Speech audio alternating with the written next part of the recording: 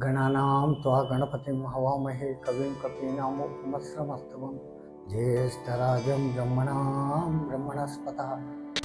అందరు అంటారు కదా శివుడు మనలోనే ఉన్నారు అని. శివుడు మనలో ఉన్నారా లేదా శివుడిలో మనం ఉన్నాం? రెండు విధాలుగాను కరెక్టే. తాను సృష్టి అంతా వ్యాపించి ఉంది. సృష్టి చేసినాక సృష్టి లోపలికి కూడా ప్రవేశించి సృష్టికి అవతల ఆయన ఉన్నాడు. సృష్టి అంతా ఆయన లేనిది ఏదీ లేదు.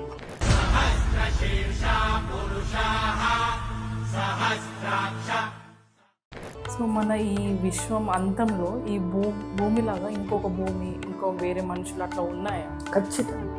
ఈ సంగతిని మన పూర్వీకులు అఖిలాండ కోటి బ్రహ్మాండ నాయకి అని అమ్మవారిని కీర్తించేటప్పుడు ఈ మాట అని ఉన్నారు.